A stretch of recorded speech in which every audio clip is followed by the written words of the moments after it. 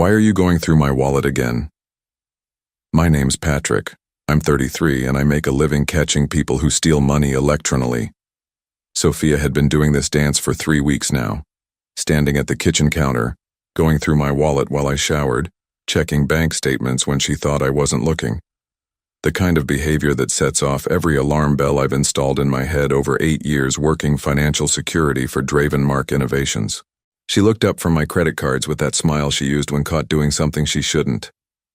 Just looking for the grocery receipt from yesterday. You know how I am about budgets. I knew exactly how she was about budgets. We lived in Tampa, in a house we could barely afford because Sophia needed to keep up appearances with her sister's crowd. The same crowd that took European vacations every summer while we scraped together money for a weekend in Orlando. Receipts on the fridge, I said, toweling my hair. Same place it always is. She put my wallet back on the counter, but not in the same position. Small detail, but in my line of work, small details keep you employed. I'd been tracking unauthorized financial access for years. Corporate espionage, identity theft, employee fraud. The patterns were always the same. Someone gets access to financial information they shouldn't have. They start small, they get bolder. Sophia kissed my cheek and headed upstairs. I'm going to call my mom about Christmas plans. I watched her go, then checked my wallet. Everything looked normal, but normal didn't mean safe. My debit card was there, credit cards in their usual spots. But she'd been handling them, learning them, memorizing numbers, expiration dates, security codes. The thing about financial fraud is that it always starts with opportunity. Someone leaves their card unattended, writes their PIN down somewhere visible, or trusts the wrong person with access to their accounts. I'd seen marriages destroyed by financial betrayal more times than I cared to count. Husbands who discovered their wives had been funding affairs with joint credit cards. Wives who learned their husbands had been gambling away retirement funds. I walked to my home office and pulled up the fraud monitoring software I used for client demonstrations. If someone was planning to access my accounts without permission, they were going to get more than they bargained for. That night, I prepared something special. A bait card, connected to a honeypot account with exactly $60,000. The account was monitored by the same systems I used to catch corporate thieves. Every transaction would be tracked, recorded, and flagged. GPS locations, vendor information, timestamps. Everything needed to build an airtight case of unauthorized usage. I placed the card in my wallet, exactly where my regular debit card usually sat. 3 days later, the card disappeared. I met Sophia 4 years ago at a coffee shop near the university. She was finishing her marketing degree, working part-time at a boutique downtown. Smart, ambitious, and completely captivated by the idea of financial security. My job fascinated her. The technology, the investigations, the way I could trace digital footprints across international networks. You're like a detective, she'd said on our 3rd date, but for money. Back then I thought her interest was charming. She asked detailed questions about my work, wanted to understand how financial systems operated, how transactions were processed and monitored. I explained fraud detection algorithms, showed her case studies of corporate theft, even demonstrated some of the tracking software I used for client presentations. We married 2 years later. Small ceremony, sensible budget. Sophia had wanted something bigger, but my salary at Dravenmark couldn't support the kind of wedding her sister Vanessa had thrown. Vanessa married a real estate developer, lived in a house with a pool, drove a car that cost more than I made in 6 months. The comparison started small. Comments about Vanessa's vacations, her designer clothes, the restaurants she could afford. Sophia never said anything directly, but the message was clear. We weren't keeping up. I picked up freelance consulting work to supplement my income. Late nights helping smaller companies implement fraud detection systems. The extra money helped, but it wasn't enough to bridge the gap between our lifestyle and Vanessa's. Sophia started working longer hours at the boutique, but her paycheck seemed smaller, not larger. When I asked about it, she said the owner had cut commission rates. Made sense. Retail was struggling. The warning signs had been there for months. Sophia asking about my work schedules when I'd be traveling for client meetings. Questions about bank security protocols. how long it took for unusual transactions to be flagged. She framed it as curiosity about my expertise, but I recognized reconnaissance when I saw it. 3 weeks ago, she'd started the wallet inspections. Always when I was distracted, always with a plausible excuse. Looking for receipts, checking for business cards, making sure I hadn't left anything important in my pockets before laundry. I should have confronted her then, should have asked direct questions about what she was planning. But part of me needed to know how far she'd go. In my business, assumptions get you fired. Evidence gets convictions. The morning the bait card disappeared, Sophia made breakfast. Eggs, toast, coffee, normal routine, normal conversation. She asked about my day, mentioned she might go shopping with Vanessa later. Nothing too expensive, she said, kissing me goodbye. You know how I am about our budget. I watched her drive away, then checked the fraud monitoring system. The bait card was already active. The first alert came at 11:15 that morning. Single transaction, $500, luxury boutique in downtown Tampa. I was sitting in a client meeting when my phone buzzed with the notification. Standard fraud protocol. Any transaction over $300 triggered immediate alerts. I excused myself and checked the transaction details. The card had been used at a store Sophia had mentioned visiting with Vanessa. High-end handbags, designer accessories, the kind of place that required appointments for personal shopping sessions. 20 minutes later, another alert. $2,000, same store. Then another. Then another. By lunch, she'd spent $8,000 on what the transaction log showed as luxury goods. Handbags, shoes, jewelry. Each purchase tracked with GPS coordinates, vendor identification numbers, and timestamp data accurate to the second. I sat in my car outside the client's office and watched the alerts pile up on my phone. This wasn't impulse shopping. This was systematic, planned spending. She knew exactly what she wanted and where to find it. At 2 p.m., the pattern changed.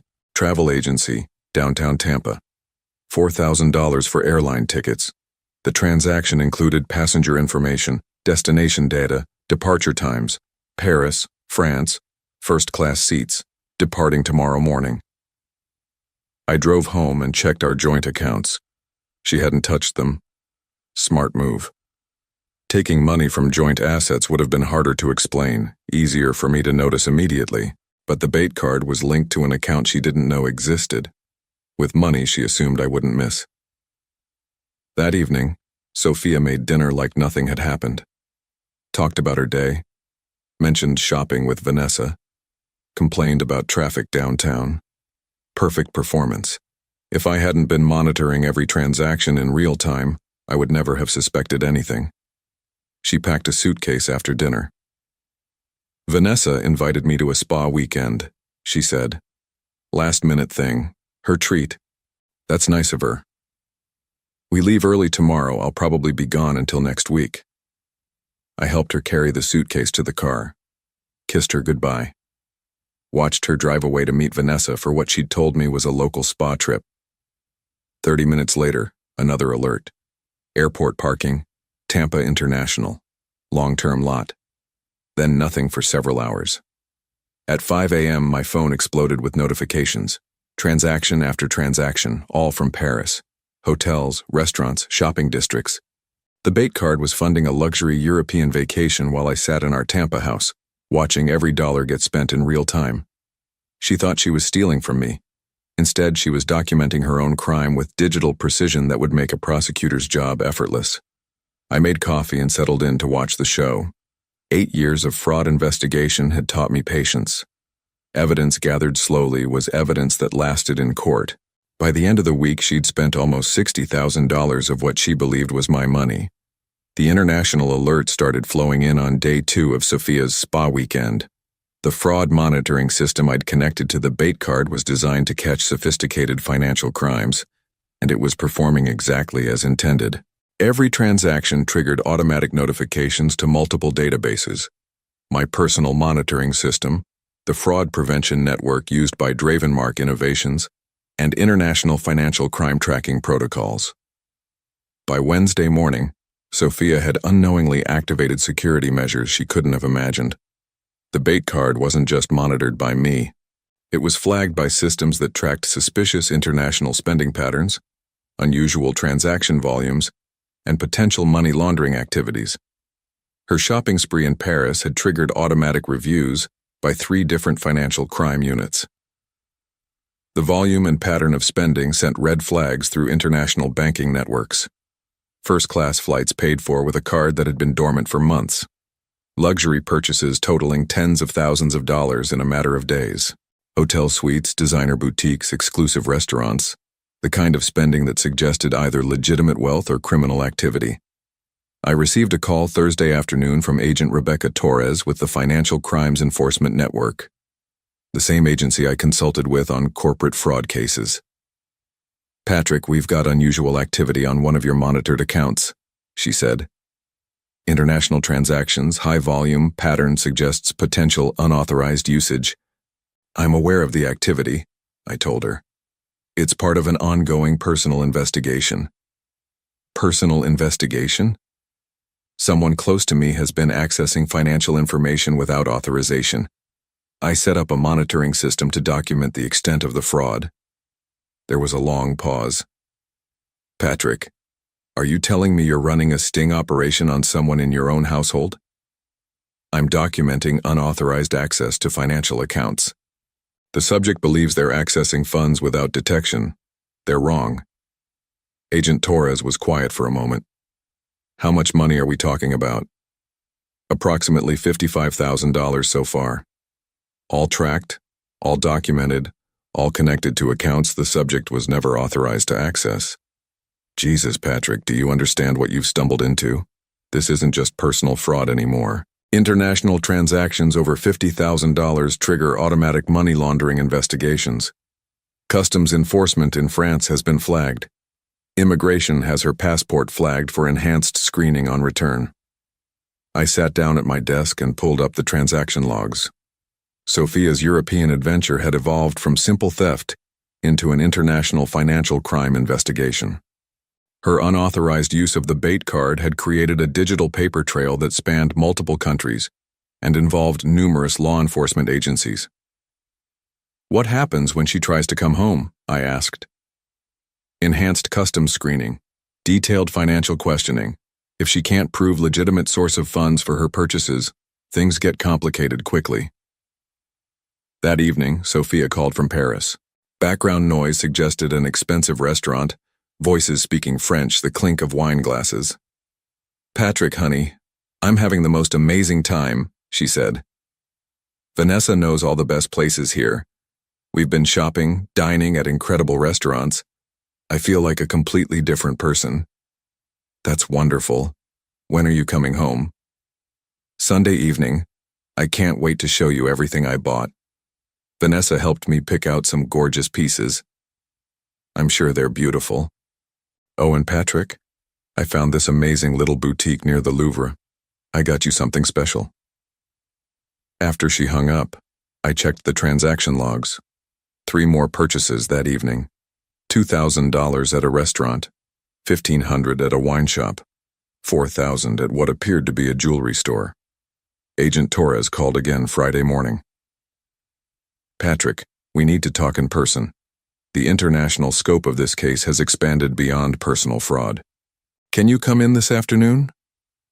I drove to the Federal Building in downtown Tampa and met Agent Torres in a conference room filled with documents, transaction printouts, and computer monitors displaying financial tracking data.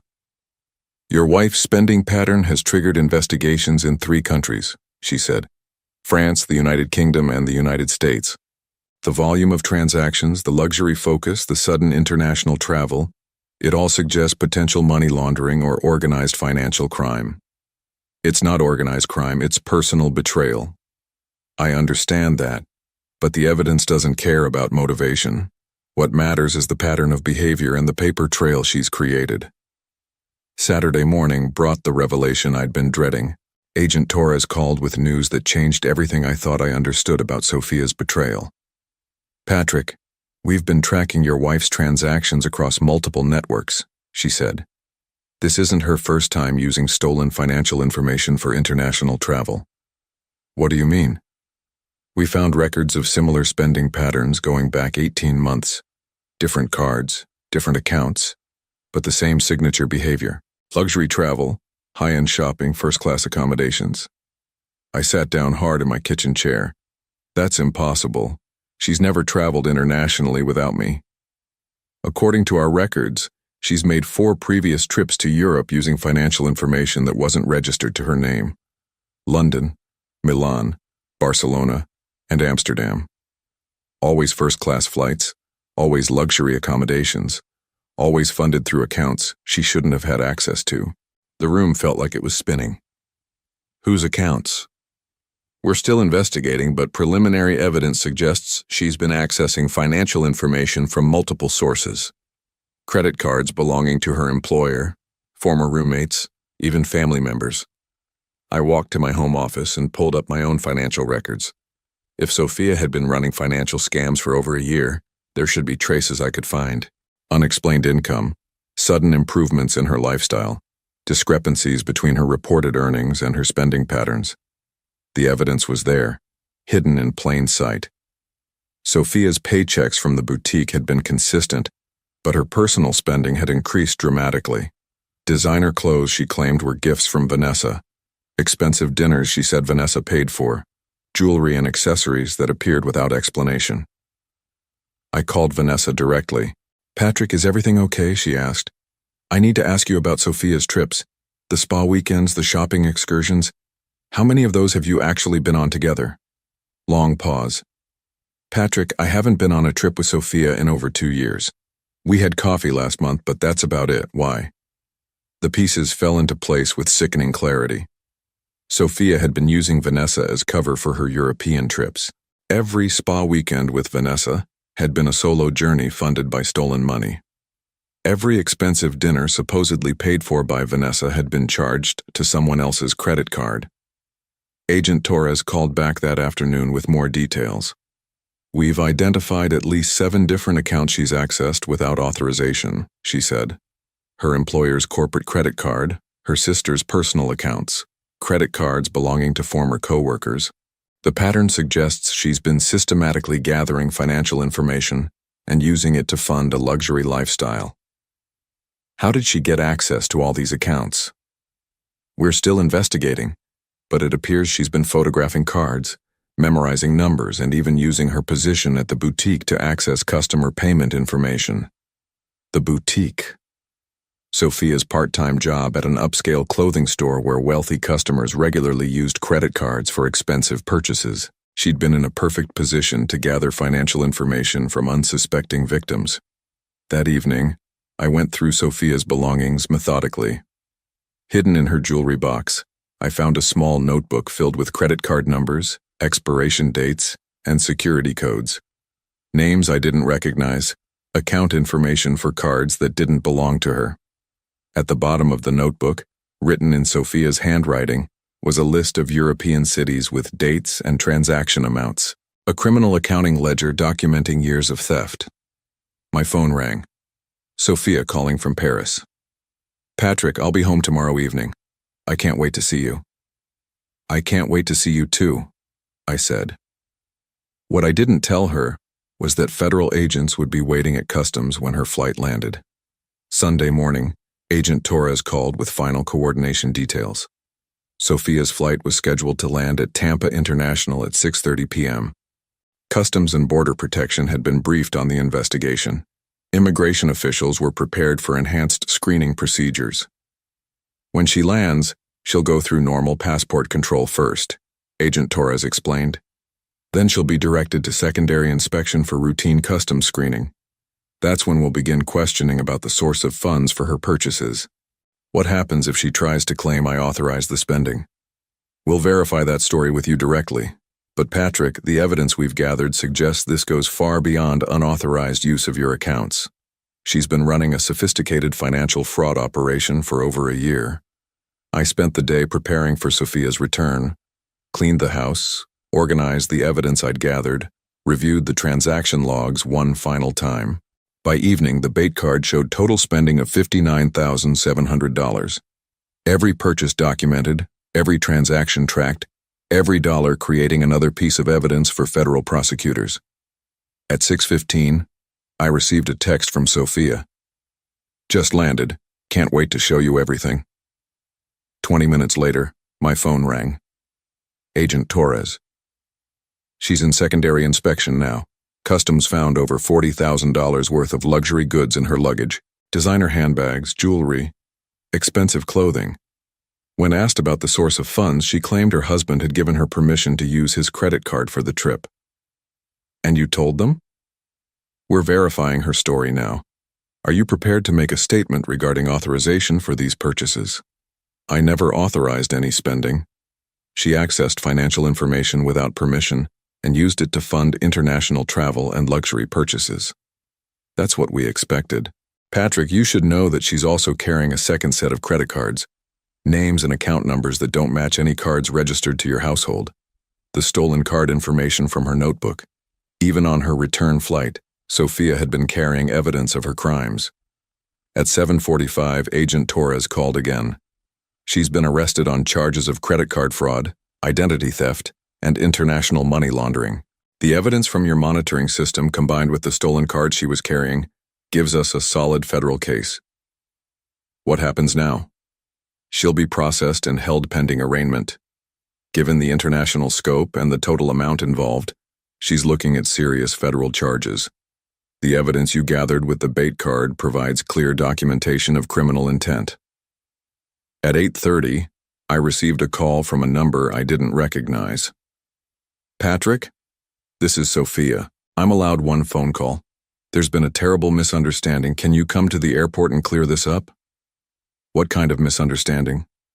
They think I stole money for the trip. I told them you gave me permission to use your card. Just tell them it was authorized and we can go home. I looked at the transaction logs on my computer screen. $59,700 in unauthorized charges. Years of stolen financial information. A notebook full of credit card numbers belonging to other people. Sophia, I never gave you permission to use any of my accounts. Silence on the line. Patrick, please, I can explain everything. I'm sure you can. Save the explanation for your lawyer. I hung up and turned off my phone. The house felt quiet for the first time in years. The arraignment was scheduled for Tuesday morning at the federal courthouse in downtown Tampa. I sat in the gallery as Sophia was brought in wearing an orange jumpsuit, her hands cuffed behind her back. The woman who had spent $60,000 on designer goods in Paris looked smaller now, diminished by the reality of federal criminal charges. Assistant United States Attorney Michael Garrett read the charges aloud. Credit card fraud, identity theft, international money laundering, conspiracy to commit financial crimes. Each charge carried potential prison sentences measured in years, not months. Your Honor, Attorney Garrett said, the defendant engaged in a sophisticated criminal enterprise spanning over 18 months. She systematically accessed financial information belonging to multiple victims, used that information to fund luxury international travel, and attempted to conceal her crimes through elaborate deception. Sophia's court-appointed attorney requested bail, arguing that she was a first-time offender with ties to the community. Attorney Garrett responded by presenting evidence of the international scope of her crimes, the sophisticated methods she used, and the substantial financial losses to multiple victims. The defendant poses a significant flight risk, he argued. She has demonstrated a pattern of international travel funded by stolen money. She has shown expertise in accessing and exploiting financial systems, and the evidence suggests she was planning additional crimes at the time of her arrest. Judge Patricia Coleman reviewed the evidence, including the notebook of stolen credit card information found in Sophia's possession and the detailed transaction logs from my monitoring system. The court finds that the defendant poses both a flight risk and a danger to the community, Judge Coleman ruled. The systematic nature of these crimes, the international scope, and the sophisticated methods employed suggest a high likelihood of continued criminal activity if released. Bail is denied. Sophia looked back at me as she was led away. I didn't wave. Outside the courthouse, Agent Torres handed me a folder containing financial recovery information. The $60,000 from your Bait account will be returned within 30 days. she said. As for the other victims, we're working with international law enforcement to trace and recover stolen funds. I drove home to an empty house and started making phone calls to change every password, every account number, every piece of financial information Sophia had ever seen. 3 months later, Sophia pleaded guilty to federal financial crimes charges. The evidence was overwhelming. The transaction logs from my monitoring system, the notebook of stolen credit cards, testimony from other victims who had unknowingly funded her European adventures. She received a sentence of 8 years in federal prison, followed by 3 years of supervised release. Restitution was set at over $400,000, representing the total amount stolen from all victims over 18 months of criminal activity. The boutique where she worked was also investigated. Owner Margaret Phillips discovered that Sophia had been systematically photographing customer credit cards during transactions, using her position to gather financial information from wealthy clients. 3 additional victims came forward, all customers who had shopped at the store and later discovered unauthorized charges on their accounts. Vanessa called me after the sentencing hearing. "Patrick, I had no idea what she was doing," she said. "All those times she said we were traveling together, she was lying to both of us." "I know. You weren't the only one she deceived. Is there anything I can do?" "Just remember that some people aren't who they pretend to be." I moved out of the Tampa house 6 months later. Too many memories, too many reminders of the life I'd built with someone who had been lying from the beginning. I took a new position with a cybersecurity firm in Denver, specializing in financial fraud prevention. The irony wasn't lost on me. The same skills that had made me good at catching corporate thieves had been essential for documenting my wife's crimes. The bait card that was meant to catch a suspicious spouse had exposed an international criminal operation. Sometimes the person closest to you is the one you know the least. 8 years of marriage, and I'd been living with a stranger who saw me as nothing more than another source of money to steal.